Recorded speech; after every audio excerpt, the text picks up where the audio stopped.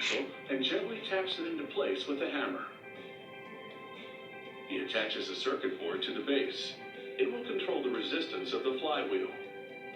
He threads the wiring through the hollowed frame and out the handlebar post. He drills holes in the saddle bar tubing. Then he installs the post and adjustable locking screw. He installs a temporary clamping lever on the flywheel framework, which will be used to tension the transmission belt. He installs the bike saddle. Then he uses a hydraulic system to press an axle and bearing into the center of the flywheel.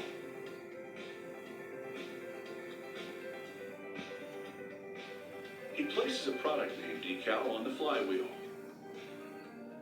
The cast iron flywheel is the heart of the bike.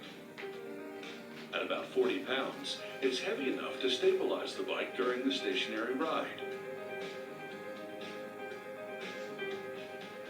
He loops the transmission belt around the flywheel axle, then mounts the flywheel to the framework. He installs magnetic brakes and wires them to a bike computer. The brakes allow the rider to control the resistance during their ride. He connects the pulley disc to the front of the bike. Then he loops the other end of the transmission belt around the pulley disc. He uses a clamping lever to pull the belt tight. He strums it and measures the sound to confirm the tension is right. The next worker removes the clamp and places the bike in a test station. It spins the flywheel and applies resistance. A computer analyzes the bike's performance. Another employee wires the switches for increasing and decreasing resistance. She tucks the wiring inside the handlebars.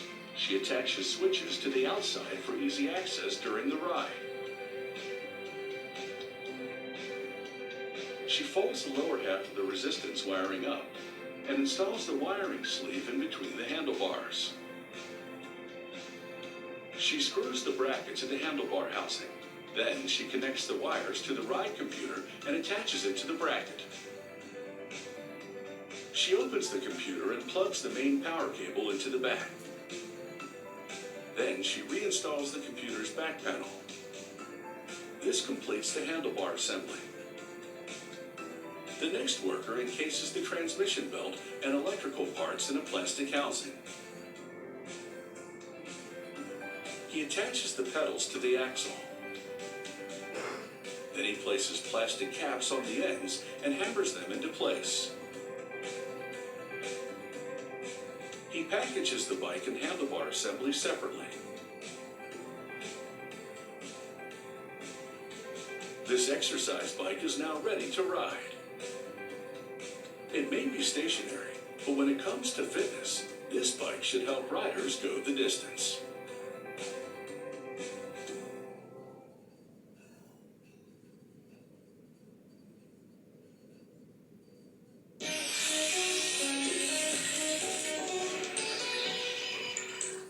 A pasty is a common British meal consisting